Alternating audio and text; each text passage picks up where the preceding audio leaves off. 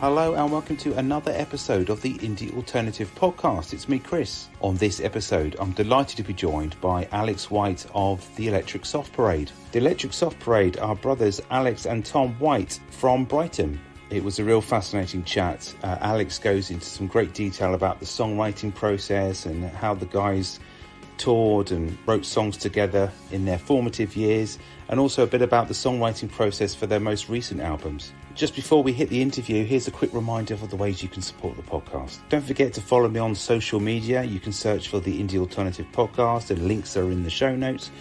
Also, if you'd like to buy me a virtual copy to help maintain the costs, there's a link to a Buy Me a Coffee page in the show notes. And lastly, if you haven't done so already and you fancy doing it, please write me a short review, rate and subscribe wherever you get your podcast from as well. But that's it for the waffle. Here's Alex.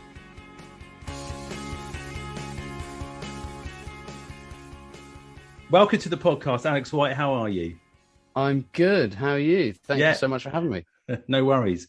Yeah, I'm not too bad. We're recording this on one of the hottest days. It's a red warning here in the UK. It is crazy, isn't it? Yeah. I've been out a few times today. It's just been, 5 minutes in the sun and it's like, that's too much. That's enough. Too much. Get in. Not for us follically challenged people, especially. No, indeed. Yeah, well, I don't know. I'm cradling this hat in my house, thinking about, I was sort of testing the hat earlier, looking at it going, well, I can't wear a hat, wear shades. I can't hide myself. I've just got to sit here and do it, haven't I? I can't hide my face. Well, I said goodbye to those many years ago to that, and then I have just lived with it. We are who we are. What do you want? Exactly. I don't know. The age of self-acceptance, I hope.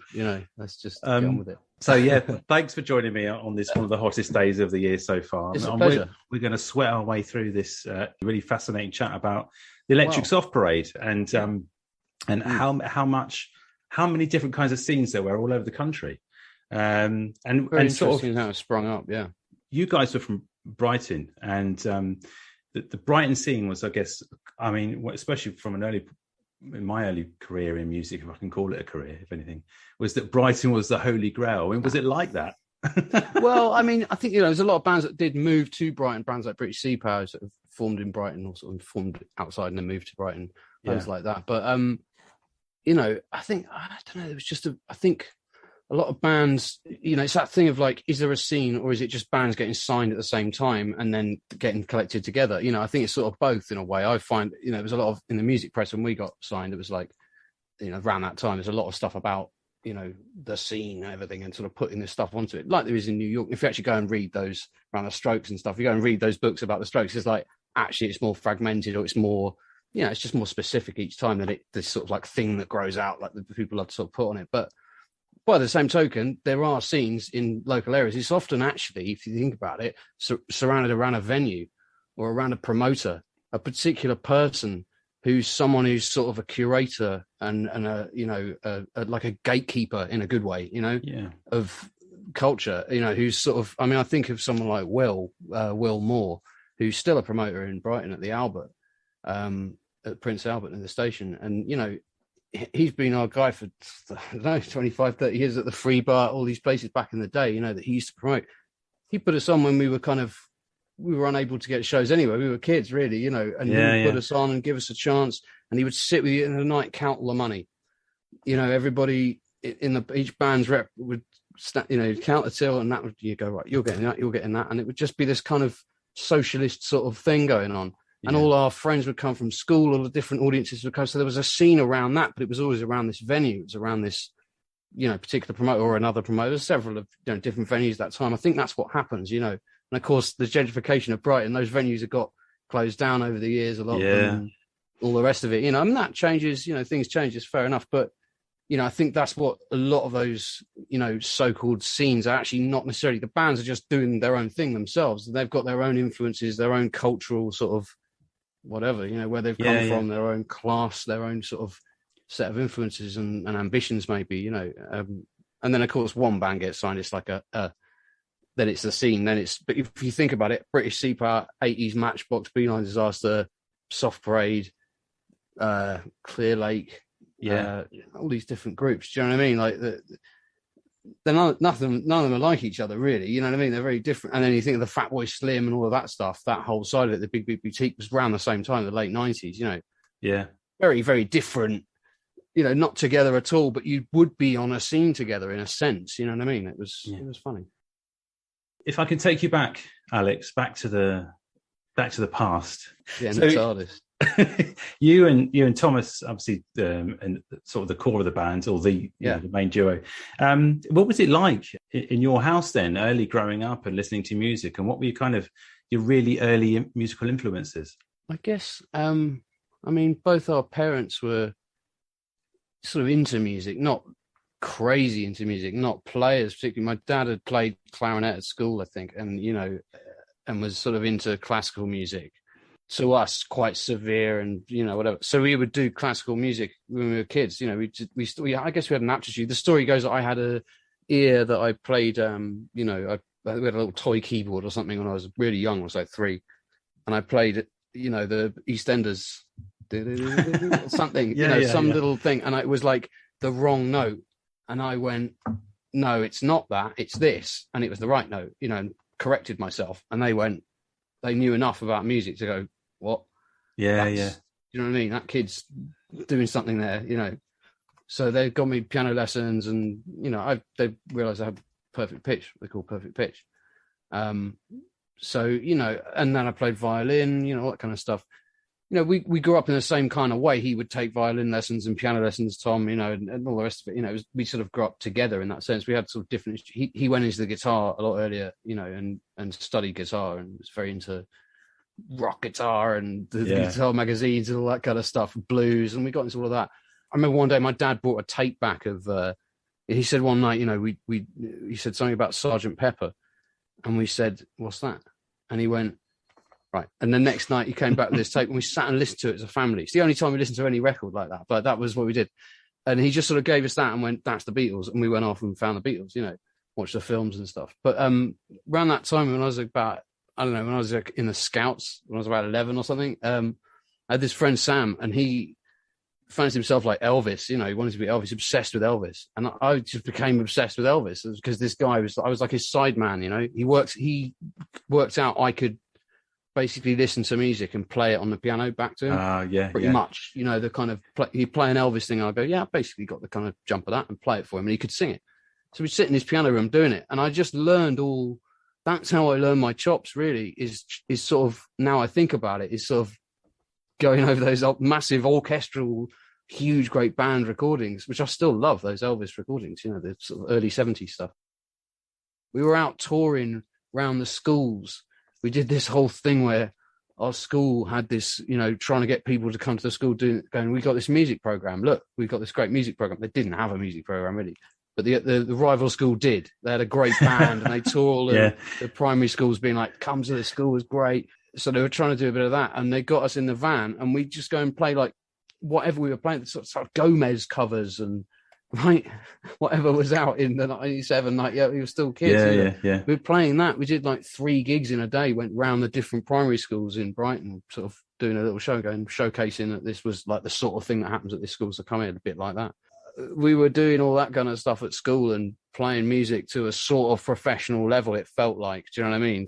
We were going to studios and doing gigs at pubs and getting paid and saving up money and going to do a studio session and then going out on tour in this round Brighton for the school. But, it was like... Yeah. So when we got signed, people were going, God, he was so young. We were going, well, sort of. It's like Phil Collins, he was on the stage at 11 or 14 or something. He's a professional drummer when he's 14. So by the time Genesis, anything, it's like...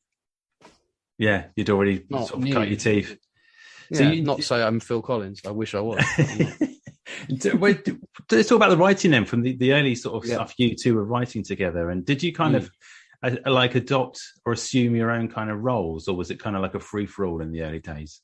Interesting, isn't it? I really don't know. I sort of, my dad always used to say to me, I didn't show him that he never saw me learn anything. He would try and teach me something, and then I'd go, I'd be going, I can't do it, and I couldn't do it. And then I'd go away and I'd come back and I can do it. And he goes, I've never seen you learn anything like that, the moment you learn something. And I sort of don't know, it's like writing's a bit like that. I can't remember the moment if I did, it's this sort of a lightning in a bottle thing. You don't know what happens, and I sort of never know what I've just done. or why things goes up. You know, you sort of just let things happen and then go back and edit them, and that becomes the idea. That's how I sort of work. Yeah, I mean, back in the day, it was very much, you know, you say about learning, you know, guitar, doing Britpop stuff and whatever, like that time. I mean, you know, Blur would put in the book the lyrics and the chord symbols above each, where the lyrics change, you know, the chords change on the lyric. It's like, there it is. So even I can hear it, right? I could put a picture, I can hear it. Oh, it's G minor, whatever, I can hear it. But if you couldn't, it's like, it's just an amazing, even if you could, it's nice to have it just there and just read it. And it's, I don't know, that was a bit like, I sound like such a prick, but like that was like our punk. Do you know what I mean? Like that generation of like, in the sense of like, that wasn't this music book where it's all been classical musicized. We had one of those done. That's how big we got. We had a book done. I'll get it. It's down there somewhere of the, you know, holes in the wall music, so you can play along at home. They all bought that, you know, for God's sake. But you know, it's all these really complicated iterations in musical staves of what these mad guitar shapes are. It's like, bro, it's just a capo on that thing, and it's just a thing. I don't know. I do actually know. If I was in classical land, I'd do a string arrangement, but it's a music thing. It's a band thing. It's not that, and it's sort of democratizing that. I think that when you put in your own lyric, you know, here's the lyrics, here's the chords. That's all it is. And there's arrangements, there's specific bits. I don't write every bit of tab in it, but that's for Graham to go, I'm the, you know, genius and I can do all that and fold it in. But you get the sense of that you should be picking up a guitar and playing this, and you can. And that's all it is. It's just that grid. Do that. I was thinking about like when you first started having like making demos and stuff between the two of you, and you know, those writing roles that you've talked about. But I mean, were you primarily the kind of the songwriter, or did you just kind of take responsibility of the lyrics and stuff and the arrangements? We both wrote songs. I mean, it's funny. We sort of we've never really written together. We've got a lot of co-write stuff, you know, which we say is co-write because we finished each other's idea off or something like that. Like I would have it up to a point. I'd have a chorus and a verse and a chorus, and Tom come in and finish the song and put a bridge in it or whatever, or the other way around, you know. Sometimes you do that yourself, like I don't know, whatever songs it is. Do you know what I mean? Like you sort of like invent a new section. But something like, I think Wrongest Thing in Town off American Adventure, if I think about it now, that was Tom's song and then my ending bit. Yeah. So if you can sort of hear the type of chord sequence I would do, that's the ending bit, and the type of chord sequence Tom would do, you can sort of, if you know the writing, it's like that's the sort of split. But I guess it's a bit like Steely Dan or something. Not really, because they actually wrote together, but like, you know, in the sense that you think, oh, he does the music, the other guy, you know, Becker does the lyrics, or the other way around. And it's like, no, it's both all the time. A bit like Lennon and McCartney. There's no, you know, I'm not comparing myself to these people at all, by the way, of course. And we don't actually write together. We're not correct. We share the publishing these days. We 50-50 it. But, you know, we in terms of writing songs, we've always written separately, really, I think. Because I think songwriting, like if anyone was in the house, I wouldn't be able to write a song, you know, or do anything, you know. I kind of just about mix stuff, and people, I know people might be listening, but you know, if it isn't finished and it isn't, if you don't even know what it is yet and you're just trying stuff out and it might be rubbish, you know, and you're going, you've got to sort of think the doors are shut and I'm okay, it's safe, you know, and I can do it. It's a sandbox, you know. 10 years ago, about 3 years after my mum died, I wrote the last Soft Parade record, Stages. I wrote that record in like a day. I sort of went, right. I was on a session before that, about a year before, and I was sort of starting to kind of go, I could maybe play around some ideas. Started sort of recording a few bits just on the fly, just nothing really, no ideas. And then I sort of went, right. My dad went away for a couple of weeks, and, you know, and I sort of, I just took a couple of weeks and I just thought, right, I'm going to make a, you know, place where I can be safe and comfortable and write. And I thought, and I started writing this stuff, and it was sort of beautiful and kind of delicate and different to it was supposed to be a completely different thing from the Soft Parade as it started.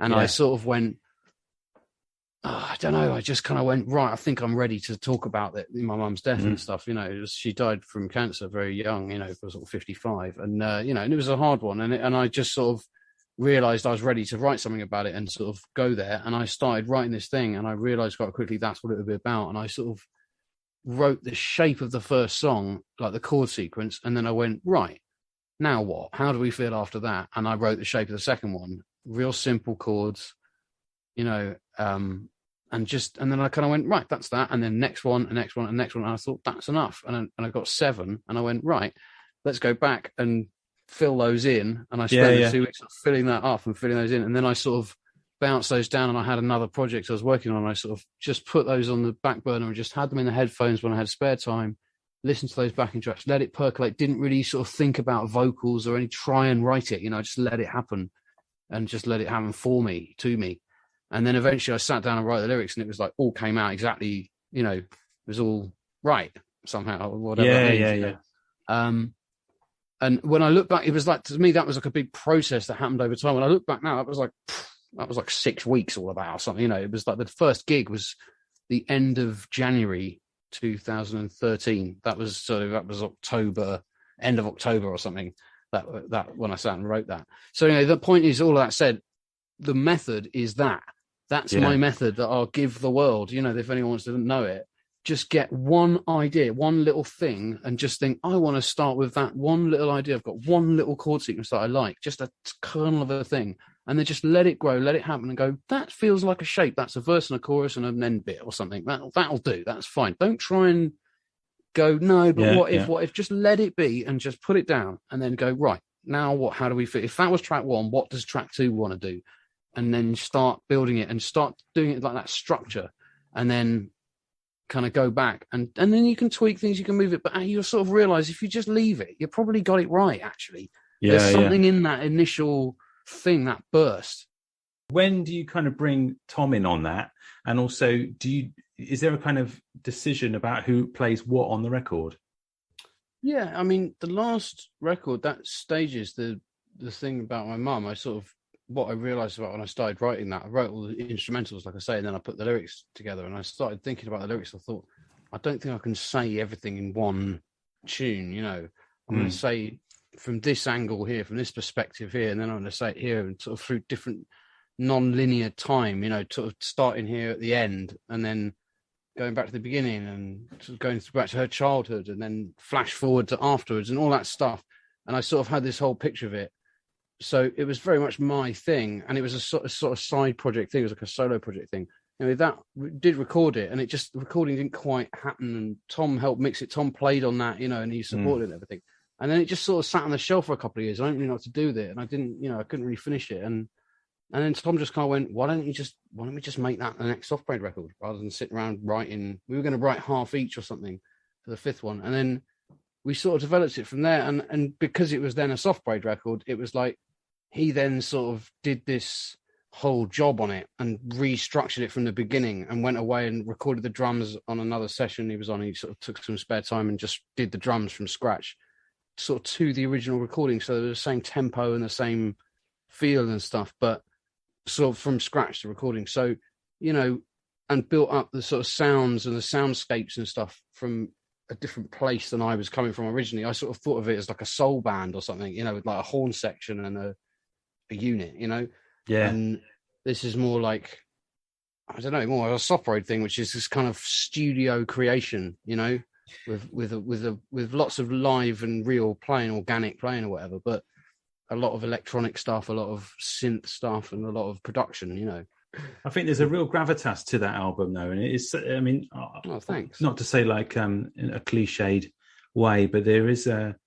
I don't know. To me, it sounds like a really mature album, and it's so layered. Like all your stuff's layered, and it's really interesting to listen to. It's not just, you know, guitars, you know, vocals, drums, and bass. There's loads of pads going on, loads of different sides, and it's layered in a way that just feels like a real kind of natural evolution of the music. And obviously, just hearing about what it's funny you say that, because you know, I sort of agonised on it a bit at the stages, thinking, can we even do that as a Soft Parade record? Is that okay? It's horns all over it. It's a big. All the songs are 7 minutes long. Like, that's not what the Soft Parade is, you know. And all the chords are like very simple. Actually, the arrangements are complicated and the layers and that, but the chords, like I say, I wrote it all really quickly, and it's like, and I didn't say that before, I tuned the guitar down to E flat, the whole thing. So the whole strings down half a step. just so that, like, when I played a G, I got a G flat. When I played a C, I got a C flat. I got, B, whatever. Do you know what I mean? So all the chords, so I couldn't go that far away from the open positions and the basic chords because of the perfect pitch, because I'd be playing an E and hearing an E flat. Right. And I can't turn that off. So the pitch is what it is. So if the guitar's in the wrong tuning, everything's wrong, right? And it's like I'm having to sort of live translate as I go. And so I have to keep it really simple. Otherwise I get sort of chromatically confused. I'm going to sound cliche again, but it does, you can feel and hear the emotion, and it takes you, the journey is the other corny thing to, the journey's in the song. And you're right about, it's very brave, I think, nowadays to write and produce and write an album that is where you are putting 5, 6, 7 minute tracks down, because it's completely unheard of. And it's like, that is, for me, when I was writing and we were putting stuff together and we had EPs out in the old days, in the hair days, as I call them, everyone used to say to us, you need to do radio edits, otherwise you're just not going to be played. And we were like, that's not what we do. We were listening to a lot of explosions in the sky, and just wanted to take things go, and we want things to go on. Well, the whole idea of that, but I went, no radio edits. I'm just going to be an arsehole about it. No radio edits. No, because the last record we did with Helium, with Chris Hughes again, we did one tune, Brother, You Must Walk Your Path Alone. Lovely little pop track, sort of 2 minutes 20 on the record, right? On the 10-track record, right? That's got tracks about that length on it. It's this tiny little pop thing, just wheedled right down to make it as poppy as possible and accessible. That's the fucking lead single. And the radio people went, we've got to cut that, do a radio edit on that, get the vocal in earlier. And we're going, it's 2 minutes 20, they still want a radio edit. I think it's something about putting your thing on it. They're going, if we're going to work on this, we need to sort of get them to play ball or something. There's something about that if you don't want to cut it, you're difficult, and then you won't. But all right, 7.5 minutes, never mind the single on the stages. That's 7 minutes 30 or something, 7.5 or 7:40, whatever, 7:20. So, obviously you just got to do, come on, do a 4-minute cut or something. So Tom did this cut, which you couldn't, it just played beautifully. It was seamless, beautiful, like the way it, it sort of kept like a good radio edit does. You sort of don't, like common people, you don't really notice that whole other bit. Never understand. That's not even in it. And we sent it to Six Music and all of that, and did it. Went, okay, here's the, and then we went, we're gonna play it. We got a word that we're gonna play it. Brilliant. We hadn't a song on the radio for a while. Brilliant, amazing. Guy Garvey's playing it, and I listened to the show, and he played it right out of the news at 2:30, middle of the afternoon, and I went, right. Obviously, there's no question he's gonna play the radio. There's no way. Didn't even occur to me. He played it, it started up, and the second bar, I went, I know this is the album, because I know the edit. Something came in that was like, this is the album. Hang on. Is he going to, he'll definitely fade it at 4. He won't play the last chorus then or something. No, he played a 7.5 minute track. Wow. Played the whole thing. And then he went, that was a new one from Electric Soft Parade. Great, beautiful or something, and then just moved on. So he didn't do any blurb and sort of promote it or anything, which I was thinking he'd then go, oh, I remember those guys from back in the day or something. Do you know what I mean? Like they do. He sort of moved on. It was like, maybe he didn't realise how long it was and put it on and went, what? You've had your lot. You famously lost out to Miss Dynamite in 2002. Miss Dynamite, yeah, great. In the Mercury Music Prize. The Poison Chalice, that is the Mercury Music Prize. It's a weird thing, all of that whole, honestly, it's like a film I watched or someone told me about it or something. It feels like such a weird, odd thing I don't remember really very well. And I just, not because I was so high on drugs or something, just because I don't know, it just is a different person, it's that long ago now. I don't know, it feels like another world. It's a weird thing. And actually it was so brief, it's so weird because it feels like 20 years when you're in it. It feels like a long career. And you think it's 18 months. Yeah. Or something from the start to the kind of when he got dropped was 2004, I think. So it's 3 years, really. It's not the actual bit where it's like you're getting on buses all the time, you're touring, you're doing shows like that, you're getting into, that was like 6 months, probably 9 months, that period where it's like everyone's on your case and you're doing all the radio and there's all the stuff. As soon as that doesn't start making loads of money, right, right away, they go, okay, another 3 months. What you got? And then they go, right, goodbye. Yeah. Sort of in their heads anyway. And then they keep going for a bit and they go, less and less stuff. And then eventually, no. And we kind of knew, and we felt that. We felt like we weren't getting supported. And the second record, I mean, you know, it was on the shelf. The single was on the shelf. They printed the single up, Lose Your Frown. I wrote that song and I went, that's such a pop song. Oh, yes, I can deliver. I'm doing my brill building job. You know, I'm doing that job. I'm a songwriter. I've got a record deal. Do you know what I mean? I've got a publishing deal. I'm a songwriter now. Better write some songs, you know, and sort of doing that and just sort of trying to deliver these things. And then they just sort of went, yeah, we don't like that. It's not, doesn't fit the whatever. They didn't really tell you why. And we remember one time we went in the office and there was just this stack of the singles that was cancelled. And there they all were on the shelf, literally shelved. And it was like, as we walked out, we walked past them all. It was like, that's not coming out. It's just like these 7-inch singles. It was like, okay, great. That's my song I wrote with good faith, you know, sort of thing. Not so that, you know. And I'm sure the other side of it was these guys were terrible to work with or whatever, you know, our behavior was awful or whatever. I'm sure it was. I don't know. I can't say. But do you know what I mean? Like, there's always another side to it. We could have been, now I'd feel like I'd act a lot more professionally and less, I don't care about everything but I was a 19-year-old or something. So that's what you act like. Do you know what I mean? Of course you don't care and don't understand the significance and you think, yeah, we'll write a book. Who cares? Everyone's an idiot. You know, you sort of behave like that when you're a bulletproof teenager. Yeah, but that's right. You obviously you weren't. You cut your teeth doing an awful lot of music at a very young age. But yeah, I mean, but you're also not emotionally. Yeah, exactly. From an emotional point of view, you were still learning, and to be, you know, flung into that environment where you are pragmatic kind of business sense as well of like, yeah, let's, you know, whatever it is, you know, invest the money or you know, whatever. All this, none of that, you know. So, well, I mean, a lot of musicians, artists, bands won't have that accolade that they were at least nominated for a Mercury Music Prize, and also, and then you won the Q Award as well, at best. Yeah, I mean, look, I'm not. This is the thing. You toss it off because I'm that kind of person, but like, I'm not. You know, I don't take it lightly, and I don't.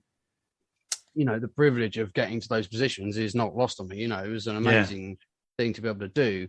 You know, you say Miss Dynamite, that ceremony was just like this whole. That was like my mum and dad were there. We had who both passed now. You know, and all the rest of it. You know, that type of thing was just amazing, kind of mental, like. It was like the Oscars or something, you know, for the music industry, and just like having my folks there. I mean, things like when we played with Oasis at the Brighton Centre and my grandma was in the audience, you know, Geordie, old lady watching, you know, it's just been like, and then wrecking the backstage bar afterwards, you know, these girls, you know, Geordie family coming down. It's just like stuff like that, you know, those are the memories I actually have. I don't care about all of the stuff, you know what I mean? Yeah. It's just fun to be there and sort of think we're in the room. I bet every band feels like that. Like we've made it into the, what? We're one of the 12 things in the what? You know, it's just mental. Yeah. Did this photo shoot thing, and we could dress in. The label boss was like, "I don't want any Brighton, not Brighton, right? No Brighton, no pier, no pavilion, no that rubbish. I don't know, that's Quadrophenia thing. Completely different look. You know, they're from Brighton. I don't want it mentioned. Okay, so these stylists came down, and they're going blah blah blah blah blah. They went, okay, we've got this brief, mad, not normal thing. Let's get it was like a sort of, I don't know what we look, sort of Victorian chimney sweeps or something. We look ridiculous. These sort of like boots and these mad sort of collared coats and stuff, whatever the hell, I don't know anything about clothes, but you know, we look ridiculous. We look like Victorian urchins. And we started doing these photo shoots and we got back, it was with Steve Gullick, photographer, amazing guy, amazing photographer. And we, you know, Steve Gullick, and he's in my house and my mum going, do you want a cup of tea and that? And he just went, we sort of had a break and we went, this is fucking shit. What are we doing? Why are we doing it like this? And we sort of whinged a bit. And he went, lads, it's your band. It's your image. It's your shoot. If you don't like it, tell them to fuck off. And we went, oh, yeah. But what can we wear? I look like a skater. Do you know what I mean? I look like just a kid. I don't have any dress sense yet, so I don't know what to wear. If I try and look smart, like I'm going for a job interview, I look ridiculous. And he went, would you like this? And he was just wearing this sort of leather jacket thing. And I went, yeah, that's cool, man. You look Steve Gullick, he looks cool. And he went, well, just wear that. And it was way too small. But it's the photography, you know, the shots like here, it's fine. Mm-hmm. And he just went, wear that. And we went up the hill and we did it. That's the shot of us through the bars at the sort of tennis court thing. But it looks like we're sort of trying to be hard and hip hop, and I'm doing this kind of move like that. that was the shot that was used in loads of the promos and stuff. And it's got that energy because we went. That was a day we went. We're not dressing like chimney sweeps. You can bin all of that. The whole day's shoot. That was all bollocks. Now the guy's gone home. We're doing it our own way, and then we just sent them those. And we just, and I wore the photographer's jacket. There's a few people like that. And Guy Garvey's another one. He did this amazing thing at a press conference we were just flung into a press conference.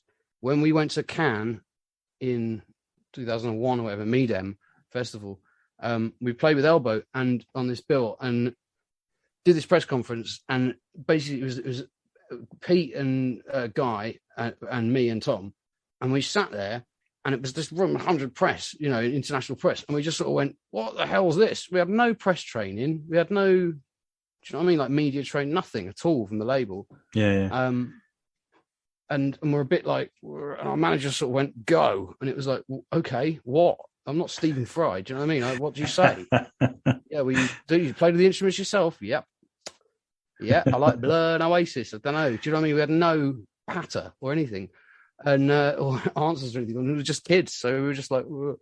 And we kind of sat there frozen like that a bit. And Guy just went, okay, they get another question, and Guy would sort of half answer it and sort of go, that's right, isn't it, boys? And like, you were saying earlier about this, and we'd go, yeah, sort of blah blah blah, and rumble out an answer. And he sort of like shepherded us through. He sort of didn't bother with his own whatever he was going to say. He just made the whole thing about us and helping us do it together. Yeah.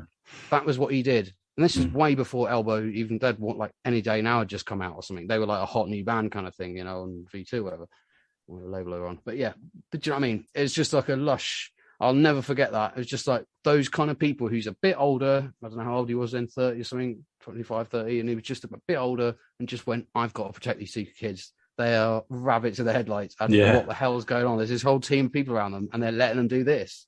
This is mental. Alex, thank you so much for talking to me on the podcast today. It's been an absolute pleasure.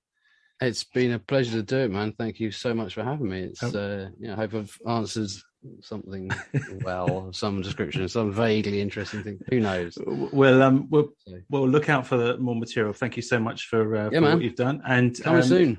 Yeah, hopefully, if you're touring, I'll see you in Southampton.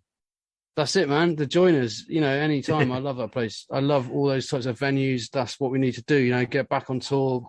I saw a thing recently, someone going, people whinging about, COVID. Cinemas are all going to, no one's going to go to the cinema again. Streaming, it's over. Cinemas houses are dead. And then it's like cut to 2022. It's like cinema chains shutting their doors because children are so enthused by the cinematic experience that they're en masse turning up and causing trouble or whatever the hell's going on. I'm not advocating that's a good thing, whatever it is, but do you know what I mean? I don't even know. I'm a granddad. I have no idea what that was all about. But the fact that he's turning up in droves going, check it out, we've got to dress in a certain way and we're going out to this event and it's a cinema, it's a movie house, It shows you, like you say, people making albums or whatever it is. People were saying that, albums are dead. I don't see that personally. People put up, Beyonce's just gone, I'm putting an album out and goes, an album? That's what people want. I don't care. The singles on an album. That's what we want. No, I agree. And work, want a body of work. That's what people want. Yeah, and people are desperate to get out and see music and carry on playing. And to see shows, right? Exactly. Yeah. You do the body of work, you tour the album. That's what you do. That's just do it. You don't do a Zoom thing in your shed. That's okay. But it's like, not the same. You go to do a gig, and you stand there and you have the air moving and you see the people doing it. That's a gig, But can you imagine playing a show tonight? I've done it before in places, but I don't know. Sometimes it's, that's the thing. Like I was saying before about, like, I'd rather be doing a show than be at a show tonight. You know what I mean? Like, if you're playing, you're going, well, I'm playing, I've got to sweat. We've got to do it. You've got to get through it. Yeah. If you're at a gig and it's like that, you're like, we can't stay here. This is horrible. Yeah. Go. And let the dog out. I certainly will. Cheers, she's Alex. Panting away. She's fine. She's probably just fall asleep on me. That's what she does. Sleeps, man. Anyway, Chief, much appreciated. Lovely. Take care, then. Thank Cheers. you. Bye. See you then.